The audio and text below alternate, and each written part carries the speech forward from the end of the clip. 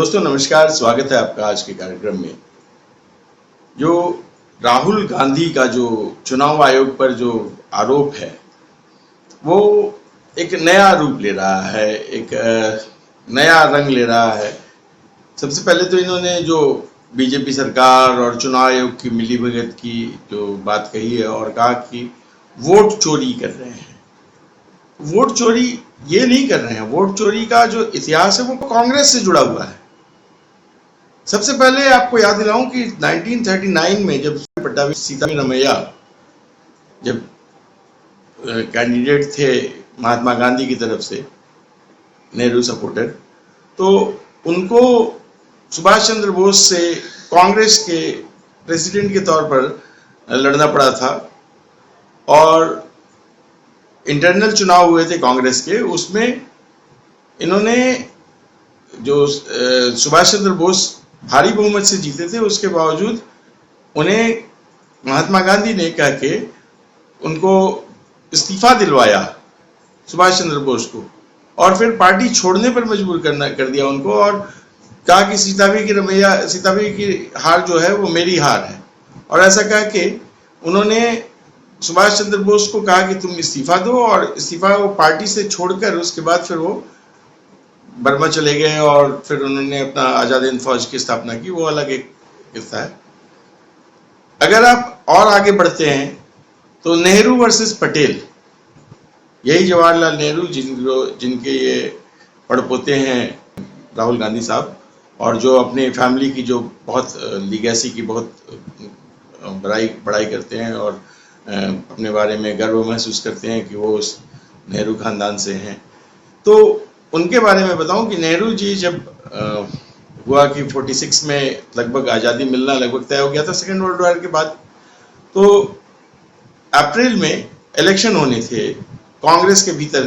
तो तय हो रहा था कि जो भी कांग्रेस का प्रेसिडेंट बनेगा उसे ही बाद में प्रधानमंत्री बना दिया जाएगा। तो लगभग ये तय था। तो इस कांग्रेस के भीतर जो चुनाव हो रहे थे, आंतरिक चुनाव, तो उसमें दो लोग खड़े हुए।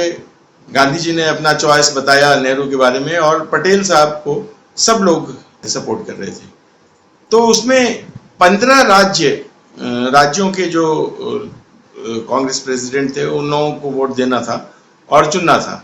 तो 15 राज्य जो थे उनको पार्टिसिपेट, क्योंकि उस समय 15 ही राज्य थे और 15 राज्यों के प्रेसिडेंट मिलके, कांग्रेस प्रेसिडेंट मिलके अपना एक आंतरिक अध्यक्ष चुनना था उनको।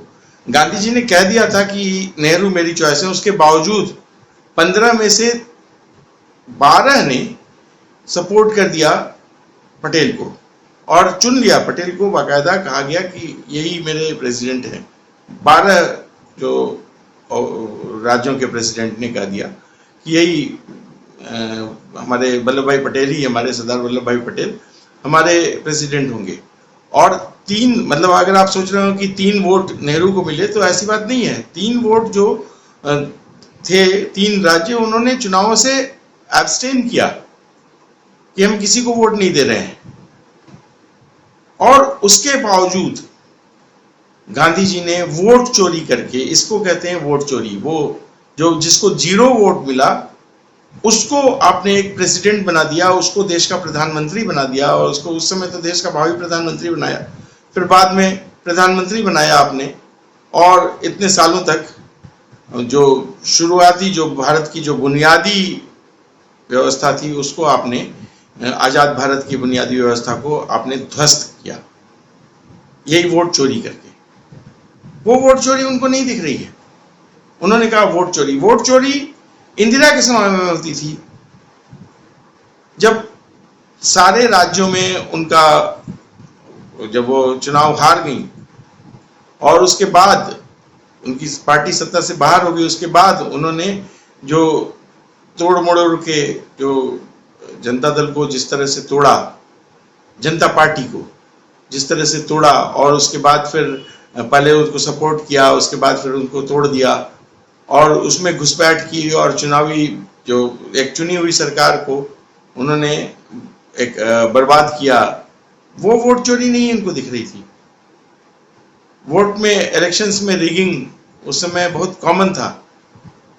इनके पिताजी राजीव गांधी, उन्होंने अभी जब वीपी सिंह की सरकार बनी तो कैसे उसको तोड़ा, फिर उसके बाद फिर वहाँ कांग्रेस ने कैसे सपोर्ट किया उसको, और फिर कैसे बाद में फिर चंद्रशेखर आया और किस तरह से, हालांकि उसके बाद उनकी हत्या हो गई तो फिर स्थिति बदल गई और मतलब कांग्रेस के लिए बहुत उलटफेर का फेज रहा। तो वोट चोरी का इनका लगातार जो इतिहास रहा है वो इनको वोट चोरी नहीं दिख रही है, यहाँ इनको वोट चोरी दिख रही है। उन्होंने 5 सवाल पूछे हैं चुनाव आयोग से। मैं आपको 5 सवाल बताता हूं और उसके बाद फिर बताता हूं कि इन 5 सवाल के क्या क्या जो उत्तर इनके क्या हैं। चुनाव आयोग ने अभी तो इनको कहा है, क्या कहा है मैं अभी आगे बताता हूं कि शपथ पत्र पर क्या कहा है और उसके पीछे ये भागे क्यों हैं, वापस क्यों भागे हैं। तो 5 सवाल जो इनके जो खड़े होकर इन्होंने सीना तान कर, सबसे पहले आप समझिए कि ये कर्नाटक में गए जहां की सारी व्यवस्था इनकी ही चुनी हुई, इनकी ही पार्टी की सरकार चला रही थी, इनकी ही 2022 से 2024 तक तो कम से कम इनकी सरकार थी, और इनके ही सरकार के अधिकारियों ने वो जो फर्जी वोटर्स का जो वहां पर एक बड़ा मायाजाल खड़ा किया था और उसके बाद फिर वो उन्हीं पर बाउंस बैक हुआ, वो उनको नहीं दिख रहा है। तो अपनी ही सरकार पर ये सवाल उठा रहे हैं। कर्नाटक से ही जो कांग्रेस के प्रेसिडेंट हैं उनको बोलने का मौका नहीं दिया, लेकिन ये खुद आए सामने। खैर, ये चूंकि कांग्रेस के युवराज घोषित हैं तो इन्हें ही कांग्रेस आगे करेगी, प्रोजेक्ट करेगी। मैं आपको 5 सवाल बताता हूं क्या क्या है।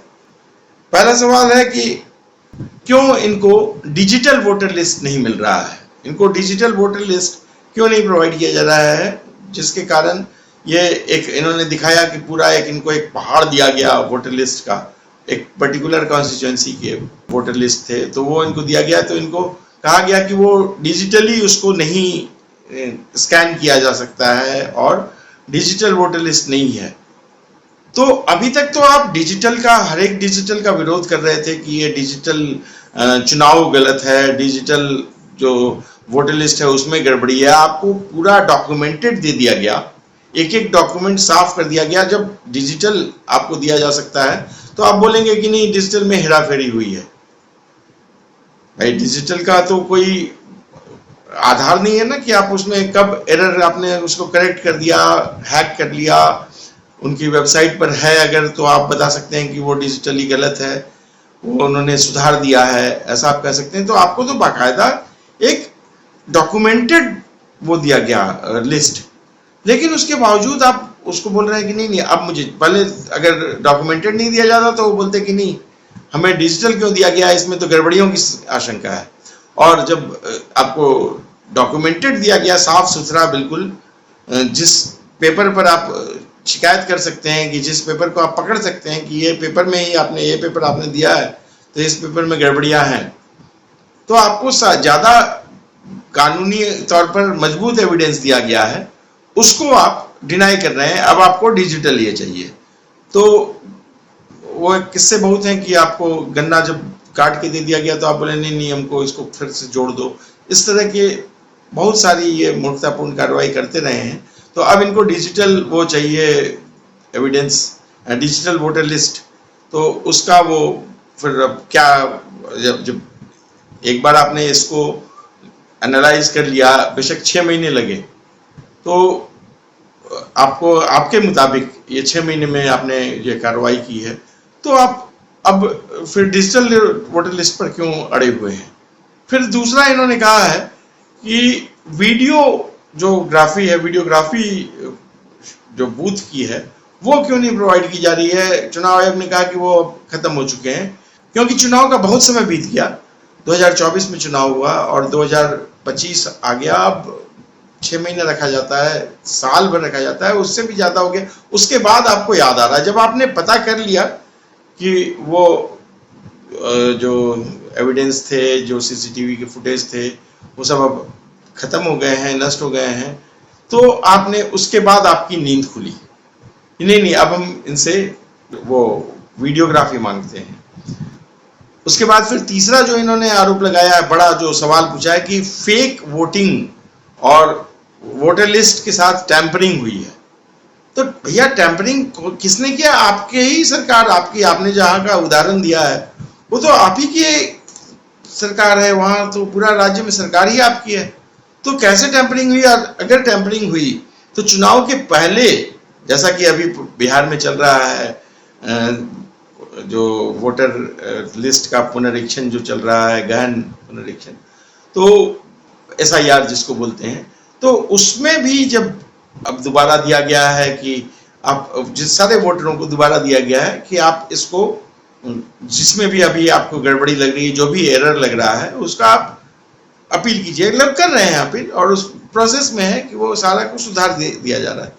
तो आपने चुनाव के पहले क्यों नहीं किया? आप सांप निकल जाने के बाद लाठी पीट रहे हैं कि नहीं जी इधर ही से सांप गया था, इधर ही से सांप गया था, और लकीर को पीट रहे हैं, सांप की लकीर को लाठी पीट रहे हैं। तो ये तो कोई समझदारी नहीं हुई ना। और उसके बाद हंगामा भी मचा रहा है कि मैं एक्सपोज कर दिया। अरे क्या एक्सपोज कर दिया भैया? जब एक्सपोज करने का समय था उस समय तो आप सो रहे थे, उस समय तो आप सिंगापुर घूम रहे थे, थाईलैंड घूम रहे थे और इटली घूम रहे थे, कहाँ घूम रहे थे। अब उसमें कुछ बोलूंगा तो फिर जो आपके समर्थक हैं वो बोलने लगेंगे कि नहीं आप इन पर लांछन लगा रहे हैं। लेकिन उस समय तो आप छुट्टियां मना रहे थे जब आपको जागे रहना चाहिए था। खैर, अब इसके बाद फिर इन्होंने जो अगला सवाल पूछा है वो पूछा है कि आप हमें थ्रेटनिंग क्यों दे रहे हैं, चुनाव आयोग थ्रेटनिंग क्यों दे रहा है? तो थ्रेटनिंग तो आप दे रहे हैं। आपकी भाषा साफ है कि समय बदलेगा तो हम आपको देख लेंगे, आप रिटायर भी करेंगे तब भी हम आपके पीछे पहुंच जाएंगे। तो एक एक अधिकारी को आप थ्रेटन कर रहे हैं और बोल रहे हैं थ्रेटनिंग तो उल्टा आप कर रहे हैं। और उसके बावजूद मतलब होता है कि चोरी भी सीना चोरी भी, तो उल्टा चोर कोतवाल को डांटे, ये भी यहाँ चलेगा कि मतलब धमकी आप दे रहे हैं और ऊपर से बोल रहे हैं कि भैया आप हमको धमकी मत दीजिए। फिर इन्होंने लास्ट जो सवाल पूछा है कि क्यों चुनाव आयोग एक बीजेपी के एजेंट के तौर पर काम कर रही है। यहां बीजेपी का एजेंट कैसे बन गया? अगर चुनाव आयोग इनको चुनाव जितवा देती रिगिंग करके, इनको वोटों में धांधली करने का मौका देके चुनाव जितवा देती, तो ये बोलते कि नहीं चुनाव आयोग बहुत अच्छा है। जहां जहां चुनाव जीते हैं, अब कर्नाटक में ही चुनाव जीते हैं तो वहां चुनाव आयोग पर कोई सवाल नहीं उठा। विधानसभा चुनाव में जहां जहां इनके कैंडिडेट जीते हैं वो वहां चुनाव आयोग सही हो गया, और जहां चुनाव हार गए वहां चुनाव आयोग गलत हो गया। तो धांधली तो जो मतलब पक्षपात तो आप ही कर रहे हैं। लेकिन आप कहेंगे कि नहीं ये चुनाव आयोग जो है वो बीजेपी का सपोर्ट कर रहा है, बीजेपी के एजेंट के तौर पर काम कर रहा है। ऐसे सैकड़ों उदाहरण हैं जब कांग्रेस के राज में चुनाव आयोग ने बहुत सारी गड़बड़ियां की। पीएम मोदी ने भी कई बार इसको याद दिलाया है अपने भाषणों में कि कैसे जब राजीव गांधी की हत्या हुई तो केवल एक जगह का चुनाव कैंसिल करने की बजाय पूरे देश का चुनाव कैंसिल कर दिया था चुनाव आयोग ने। और फिर 1 महीने तक राजीव गांधी का जो अस्थियां थी वो पूरे देश में घूमी और उसकी ट्रेन यात्रा निकाली गई और पूरा देश में माहौल बनाया गया, और उसके बाद फिर कांग्रेस को कैसे जिताया गया। इसी तरह से कई उदाहरण हैं चुनाव आयोग के पक्षपात करने के। लेकिन वहां अभी जब चुनाव आयोग निष्पक्ष काम कर रहा है तो इनको लग रहा है कि हमारे एजेंट के तौर पर काम नहीं कर रहा है, तो इनको लग रहा है कि ठीक है अब हम इस पर आरोप लगाएं, धमकी दें। और जब चुनाव आयोग ने कहा कि ठीक है आपने जो आरोप लगाए हैं तो उसको एक एफिडेविट में लिख के दे दीजिए तो हम उसकी जांच करवाते हैं, और अगर आपकी गलती पाई गई तो आप पर कानूनी कार्रवाई होगी, हमारी गलती पाई गई तो हम पर कानूनी कार्रवाई होगी। भाई ब्लैक एंड व्हाइट की बात है, सिंपल। आपको सारे एविडेंस जो हैं वो बाकायदा पेपर पर दिए गए, आप उसमें खामियां खोज रहे हैं। जो खामियां आपने खोजी है वो लिख के दे दीजिए। चुनाव आयोग अगर गलत होता है तो उस पर कानूनी कार्रवाई होगी। तो वो अब भाग रहे हैं उससे, कह रहे हैं कि मैंने तो शपथ पार्लियामेंट में ली थी, वो शपथ काम करेगी। यहां भाई शपथ नहीं, आपको एक एफिडेविट देने के लिए कहा जा रहा है शपथ पत्र उसका नाम है, वो शपथ पत्र आप लिख के दीजिए। एफिडेविट जो कोई भी जो कोर्ट में कोई भी बात रखता है तो एक एफिडेविट पेपर पर 100 रुपये के स्टैम्प पेपर पर एक आदमी लिख के देता है कि मैं, जैसे अपना नाम भी आदमी को अगर कई बार कुछ एरर आ जाता है कानूनी तौर पर, तो कई सारी मामलों में आदमी अपना एफिडेविट फाइल करता है कि भैया मैंने ये बातें कहनी है अदालत को, मैं एफिडेविट कर देता हूँ। तो आप एक एफिडेविट वैसा दे दीजिए बनाकर। वो कह रहा है चुनाव आयोग, आप उसके लिए राजी नहीं है। चुनाव आयोग तो बिल्कुल साफ साफ कह रहा है कि ठीक है, अगर हम गलत हुए तो हम पर कानूनी कार्रवाई होगी, लेकिन अगर आप गलत हुए, ये प्रेस कॉन्फ्रेंस वाला ड्रामा नहीं, खड़े होकर पब्लिक मीटिंग में आरोप लगा दिए, वो नहीं। आप बाकायदा लिख के दीजिए और अदालत में डालिए, फिर हम जांच करवाते हैं, तो जो भी गलत होगा उस पर उसके खिलाफ कार्रवाई होगी। तो जो भी गलत होगा में इनको परेशानी है, मतलब चुनाव आयोग गलत हो ये तो ये बोल सकते हैं, आरोप लगा सकते हैं, लेकिन ये गलत होंगे तो इनके खिलाफ कार्रवाई हो तो उसमें इनको परेशानी है। अब इसलिए उससे भाग रहे हैं, बोल रहे हैं कि नहीं मैं झूठ नहीं बोलता हूं। झूठ तो आप इतना बोलते हैं अभी, अब आपको दिखाता हूं कि कैसे इन्होंने अभी कल झूठ का कैसा अपना मायाजाल फैलाया। कल रक्षाबंधन था, आपको दिखाता हूं एक तस्वीर जिसकी दो व्याख्या है। भाई बहन दोनों, भाई बहन के प्रेम का प्रतीक है ये रक्षाबंधन का त्योहार, और बहन ने पोस्ट किया उसी फोटो को और भाई ने पोस्ट किया उसी फोटो को, कैसे कैसे। अब चूंकि रायबरेली से सांसद हैं राहुल गांधी, और उनको जो अपने नॉर्थ इंडियन हिंदू वोटरों का ख्याल रखना है, तो वहां उन्होंने इस फोटो को प्रस्तुत किया कि ये रक्षाबंधन का फोटो है और मैं और मेरी बहन रक्षाबंधन मना रहे हैं। देखिए ये फोटो, देखिए इनका ट्विटर हैंडल राहुल गांधी का। अब यही फोटो दूसरे ट्विटर हैंडल पर जाता है तो देखिए क्या बदल जाता है, क्योंकि वायनाड एक मुस्लिम बहुल सीट है। आपको याद होगा कि वायनाड में तो कांग्रेस अपना झंडा तक नहीं फहरा रही थी, क्योंकि मुस्लिम लीग ने कहा था कि आप अपने झंडे पर, मतलब अपना झंडा नहीं फहराएंगे, हमारा झंडा चलेगा। तो मुस्लिम लीग के झंडे के तले अगर आपने चुनाव लड़ा है, वहां अगर आप कह दीजिएगा कि हमने रक्षाबंधन मनाया है, तो आप तो इस्लाम विरोधी हो जाइएगा। तो वहां इन्होंने जो धर्मनिरपेक्ष बहन है, उन्होंने जो उसी फोटो को व्याख्या की कि हमारे क्षेत्र के लोग आए और उन्होंने हमें चुनाव की जीत का सर्टिफिकेट दिया, उसी सिलसिले में हम लोग मिठाई खा रहे हैं। देखिए कितना बड़ा एक परिवार ही पूरा का पूरा कैसे एक झूठ को एक महिमा मंडित करता है। भाई तुम अगर अपने भाई के साथ तुमने रक्षाबंधन मनाया है, हालांकि मनाया नहीं है कभी, जिंदगी में कभी नहीं मनाया इन्होंने, तो मनाया हो, या अगर आपने देशवासियों को ही अपने, चूंकि आप सांसद हैं तो पूरे देश को रिप्रेजेंट करती हैं, आप अपने देशवासियों को रक्षाबंधन की बधाई दे दें, झूठी ही बधाई दे दें, तो उसमें आपका क्या नुकसान हो जाएगा। लेकिन आपने अपना जो चुनावी महत्व है उसको कायम रखा। तो ऐसा तो इन लोगों का परिवार है, ऐसी इनकी आस्था है। खैर इन्होंने एक काम तो अवश्य किया, चाहे इनको सही माना जाए या गलत माना जाए। अभी जब ये वोटर लिस्ट में गड़बड़ियों की बात कर रहे हैं, जिसको इन्होंने 6 महीने में कहा कि 6 महीने में इन्होंने उस गड़बड़ी को खोज के निकाला, जबकि वहाँ की सरकार इनकी अपनी, वहाँ पार्टी का पूरा सपोर्ट, उसके बावजूद और सारे इनके संसाधन इनके पास है, उसके बावजूद इन्होंने 6 महीने लगाए जिस बात को जांचने में। एक मीडिया संस्थान ने इनके चुनाव क्षेत्र में, जो जहां से ये चुनाव जीत के आए हैं अभी, और जिस सीट को इन्होंने रिटेन किया है रायबरेली, उनके चुनाव क्षेत्र में सेम गड़बड़ियां पाई हैं। और कई धर्मों और कई जातियों के लोग हैं जिन पर, जो जैसा कि इन्होंने कहा कि 0 पते वाले जो हैं, जिसमें एड्रेस मकान नंबर 0 है, तो वो गड़बड़ी है। या इन्होंने जो 1 घंटे का जो अपना पूरा पीपीटी प्रेजेंटेशन जो दिखाया था और वीडियो एविडेंस वगैरह दिखाए थे, उसमें इन्होंने दिखाया था कि इनका कई मकान जो ऐसे हैं वो जीरो, मतलब कई वोटरों के मकान जो हैं वो जीरो हैं। तो कम से कम 60-70 ऐसे वोटरों के लिस्ट दिखाई उस मीडिया संस्थान ने, जिसमें कहा कि ये जीरो वाले जो हैं, जीरो एड्रेस वाले जो हैं वो वोटर हैं।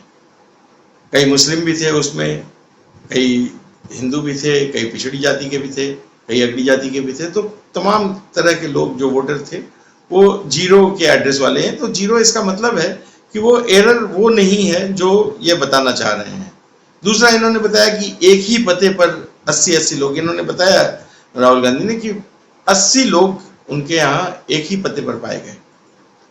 तो ऐसे 3-4 एड्रेसेस पाए गए जहां रायबरेली में, जहां अब राहुल गांधी का कहना था कि वो जो सारे के सारे जो 80 लोग जो उस पते पर पाए गए हैं वो सारे बीजेपी के वोटर थे, क्योंकि वहां से बीजेपी जीती है बैंगलोर नॉर्थ से। तो अब राहुल गांधी के क्षेत्र में एक एक पते पर 30 लोग, 35 लोग, 25 लोग पाए गए। अच्छा, मजेदार किस्सा ये है कि ये सारा, चूंकि राहुल गांधी यहां से जीते हैं तो अगर इनको काउंट किया जाए तो ये इनके वोटर पाए जाएंगे। इस पर राहुल गांधी चुप है। और एक दिलचस्प बात यह है कि इस पूरी कवायद में जो इनकी टीम है, इस मीडिया संस्थान की टीम है, उसे मात्र आधा घंटा लगा, मात्र 30 मिनट उन्होंने खट से कंप्यूटर पर खोज लिया। और उस कवायद के लिए इन्होंने जो इलेक्शन कमीशन की वेबसाइट है उसका भरोसा नहीं किया, इससे बाकायदा एविडेंस मांगे गए, उन्होंने बाकायदा एक लिखित एविडेंस दे दिया, पूरा प्रिंटेड एविडेंस दे दिया। तब ये बोल रहे हैं नहीं मुझे डिजिटल चाहिए था, डिजिटल क्यों नहीं दिया। तो भाई जैसा भी हो, आपने जो 6 महीने में जो कवायद की वो आधे घंटे में, हो सकता है बहुत उतना गहन पुनरीक्षण नहीं हुआ हो जैसा इलेक्शन कमीशन करेगा, या जैसा राहुल गांधी ने अपने जो पूरी 6 महीने की कवायद में किया हो, लेकिन उन्होंने कई घर ऐसे निकाले जिसमें 30 वोटर एक ही एड्रेस पर हैं, 26 वोटर एक ही एड्रेस पर हैं, 35 वोटर एक ही एड्रेस पर हैं। तो ऐसे कई घर हैं। तो कोई ये आश्चर्य की बात नहीं है अगर एक पते पर 70-80 लोग पाए गए तो। और दूसरा भी, वो भी आश्चर्य की बात नहीं है कि जीरो जो एड्रेस वाला है, जीरो मकान नंबर वाला जो पता है, तो उस मीडिया संस्थान ने आधे घंटे में खोज निकाला आपके चुनाव क्षेत्र में, जहां से आप चुनाव लड़ रहे हैं, और वो सारे वोटर आपके कहीं काउंट होंगे। अगर वो फर्जी वोटर हैं आपके नजरिए में तो उसको आप फर्जी नहीं बोलेंगे, क्योंकि वहां से आप चुनाव जीत चुके हैं। तो खैर, ये इनका झूठ का मायाजाल है। लेकिन इनके झूठ के जो प्रपंच से या जो मायाजाल से एक चीज तो कम से कम साबित हो गई कि अभी जो बिहार में जो SIR चल रहा है, इंटेंसिव रिव्यूज का जो कार्यक्रम चल रहा है चुनाव आयोग का, वो बहुत जरूरी है। अगर इस तरह की गड़बड़ियां हैं, चाहे किसी भी कारण से किसी भी सरकार ने कैसे भी करवाई हैं पिछले 10-20 सालों में, तो उस SIR की बहुत जरूरत है, पूरे देश में उसकी जरूरत है। और उसके बाद फिर बहुत सारी चीजें खुल के सामने आएंगी। तो अभी ये केस सुप्रीम कोर्ट में भी चल रहा है। तो एक तरह से राहुल गांधी ने इलेक्शन कमीशन की उस केस में पैरवी खुद ब खुद कर दी, अनजाने में ही सही। आप लोगों का इस बारे में क्या मानना है हमारे कमेंट बॉक्स में जरूर लिखिएगा। अगर आपको ये वीडियो पसंद आता है तो अपने दोस्तों को भी शेयर जरूर कीजिए। आज की वीडियो में इतना ही। अगले वीडियो में फिर किसी और मुद्दे के साथ आपके साथ मुलाकात होगी। तब तक के लिए धन्यवाद, नमस्कार, जय श्री राम।